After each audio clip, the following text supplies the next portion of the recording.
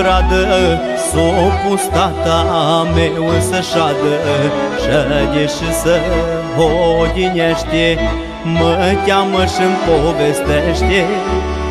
Zice tata că-tă mine, mă uit la tine, copile, tu ce mare ai crescut, mie anii mi-or trecut. Doamne, uite s-au dus anii, parcă nici nu i-am trecut. M-am zbătut ca să adun banii, griji de mine n-am avut. Am lucrat din tinereță, am lucrat să strâng averi, am ajuns la bătrâneță, vecheac și fără puteri.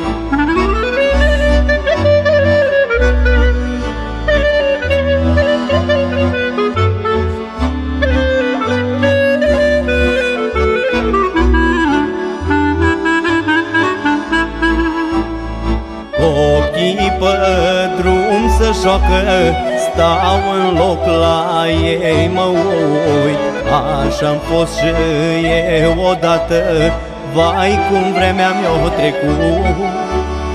Nu mai îmi scaltă dată și mă doare inima. Doamne, aș mai vrea odată să-mi văd tinereța mea. Doamne, uite s-au dus anii, parcă nici nu i-am trecut. M-am zbătut ca să adun banii, griji de mine n-am avut. Am lucrat din tinereță, am lucrat să strâng averi, am ajuns la bătrâneță, vecheac și fără puteri.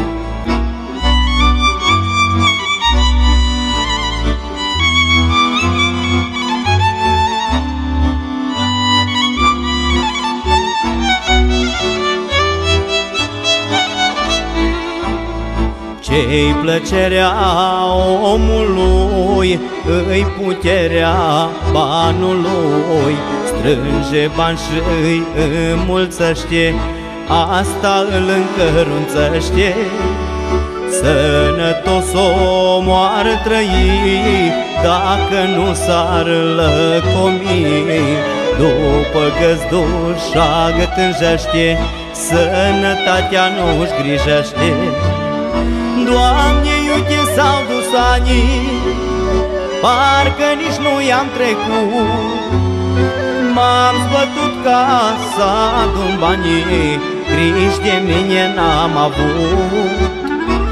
Am lucrat din tinereță, am lucrat să strâng averi, am ajuns la bătrâneță, vecheac și fără puteri. Doamne, uite s-au dus anii, parcă nici nu i-am trecut. M-am zbătut ca să adun banii, griji de mine n-am avut. Am lucrat din tinereță, am lucrat să strâng averi, am ajuns la bătrâneță, vecheac și fără puteri.